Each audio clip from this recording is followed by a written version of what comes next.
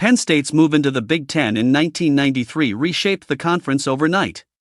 Even though they were technically the 11th member, the Nittany Lions fit in instantly.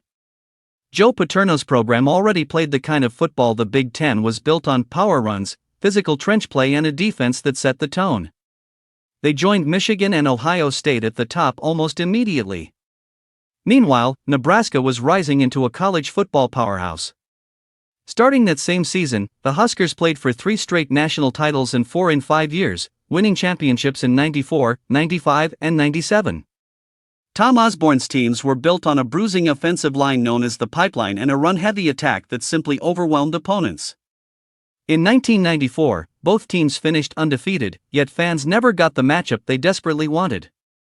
Conference rules prevented the two from meeting in a bowl game, and Nebraska's Orange Bowl win over Miami carried more weight with voters than Penn State's victory in the Rose Bowl. It remains one of the great what-ifs of college football, a collision of two physical, disciplined teams that dominated at the line of scrimmage. Penn State hasn't drifted far from that identity. From Paterno to Bill O'Brien to James Franklin, the blueprint has stayed consistent: tough defense, a grinding offense, and a commitment to controlling the trenches. Nebraska, however, went in a completely different direction.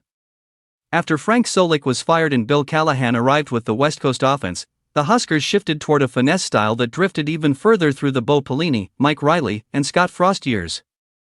When they joined the Big Ten in 2011, they found out quickly that stylistic changes come with consequences.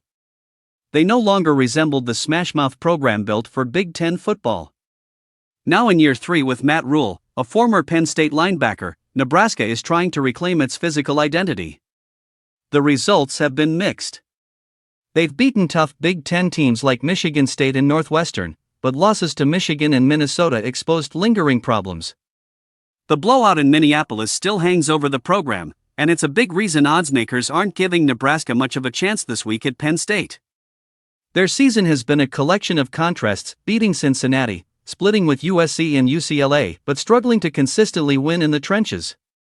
And in the Big Ten, that's the difference between being competitive and being exposed.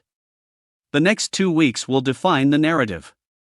A battle against a physical, bull-hungry Penn State, followed by a rivalry showdown with Iowa, will reveal whether Nebraska is truly turning the corner. Win these games, and Husker fans can claim their program is finally on the way back. Lose, and it becomes another chapter proving that even after 15 years in the Big Ten, Nebraska still hasn't found its way home.